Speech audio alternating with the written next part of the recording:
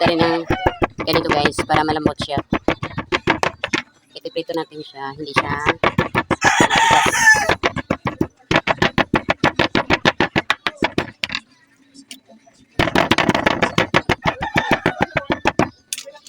ito na yun.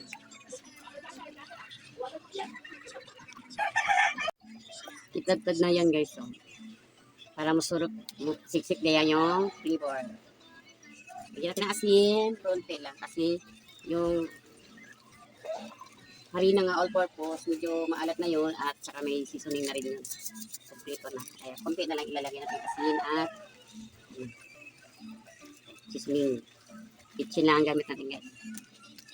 Lagyan natin ng all-purpose kasi may timpla siya. Halo-haluin.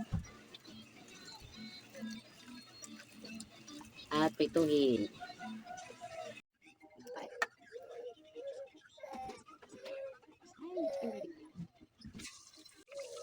All-purpose ko guys, lagyan ko ng breadcrumbs para sa ating pork chop.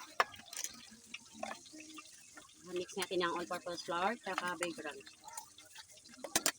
Yung hiniwa-hiwa natin na hinagtad lang ba, para lumambot siya. Pork. Yan, nilagyan natin dito. Kaya ilagay ang pork sa mantika.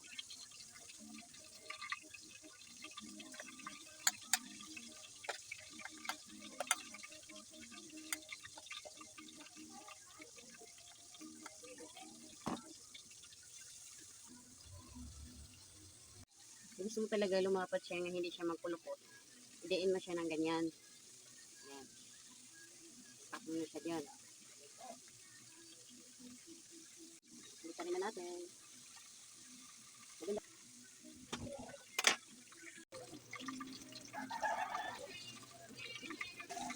Lipat tayo guys. Dito na tayo mag-prito guys. Tara na siya.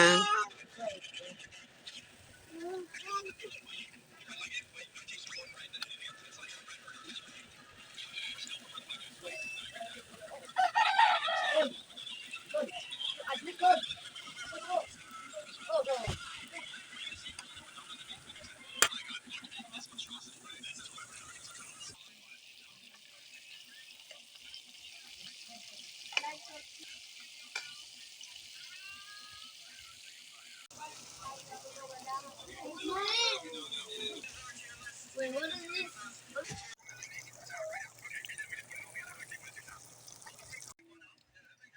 Tayo guys, di pa tapos nagluto, nagluto na aking amo. Ito yapo ko.